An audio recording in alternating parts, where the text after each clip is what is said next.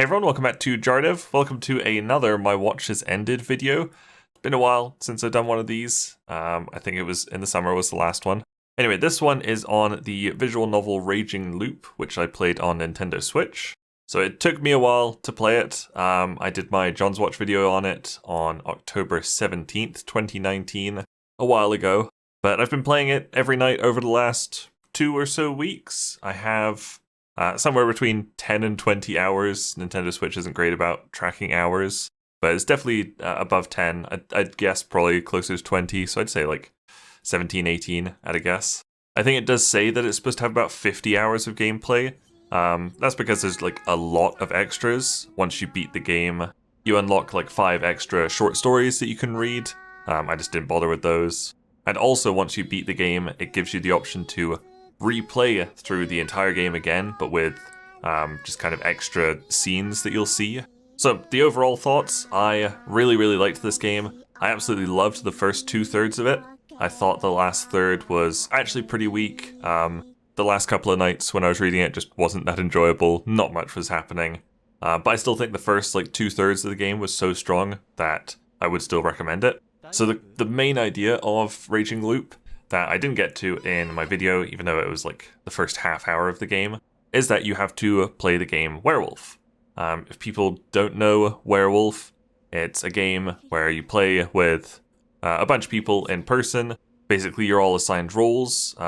It's like you're in a village, and 2 or more people become the werewolves, and the other villagers have different roles depending on what like version of werewolf you're playing. But then the idea is that like there's like a narrator or a game master or something. He'll say like, it's nighttime, everybody close your eyes. Everybody closes their eyes. He'll say, werewolves, open your eyes. The wolves will open their eyes and they'll like be able to tell who else is a wolf. And then the game master will say, okay, wolves, choose one person you want to kill. And both the wolves, or 2 or 3 or whatever, will have to point silently at the person they want to kill. And so they can kill one person each night. And then during the day, the rest of the villagers have to try and figure out who's the wolves based on who died. Just things like that. Also, like, because it's in person, you can like see how people are reacting to things. It's a very clever game. So that's also basically what happens in Raging Loop. Once you get far enough into the game, you get to experience this werewolf game.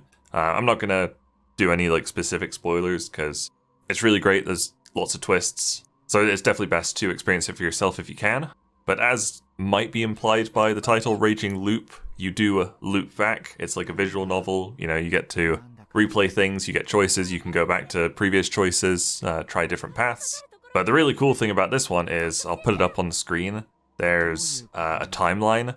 So depending on what choices you make, you can move the timeline onto different paths completely. So it's like the scenario chart. And at any point you can go back to literally any point in the game, you know, give or take like 5-10 minutes or something. There'll be like little chapter markers, I guess, and you can go to any point in any timeline. It's really useful. So I had so much fun doing the werewolf games, trying to figure out who the wolves were. There's like 4 different roles in this as well. There's the snake, there's a snake, there's a spider, there's a crow. I'm sure I'm forgetting one as well. There's the monkeys. I won't talk about what they do, but it's really cool.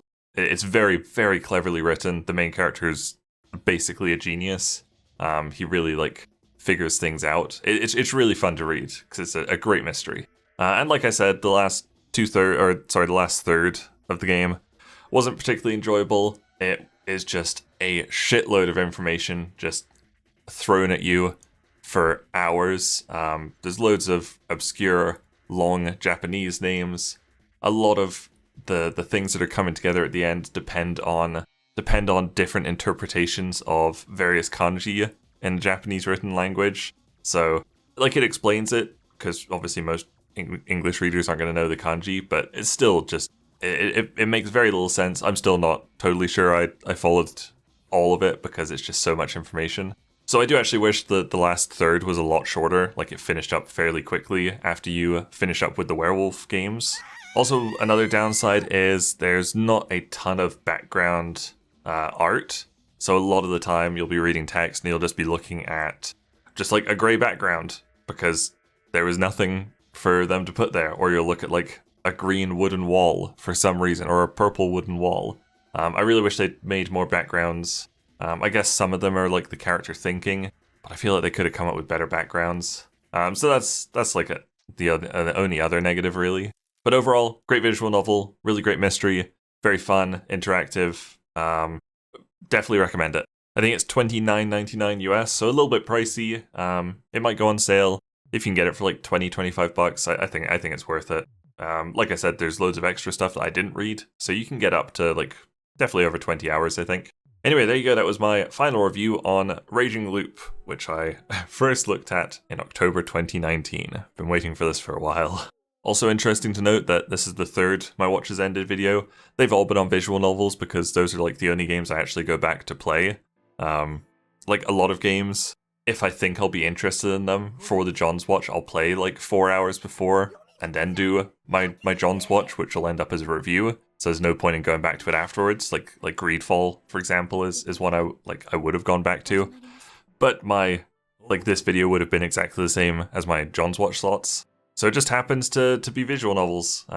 They make for pretty good games for this format. Anyway, thank you guys very much for watching this. Make sure you leave a like and subscribe if you enjoyed it, and I'll see you next time. Bye!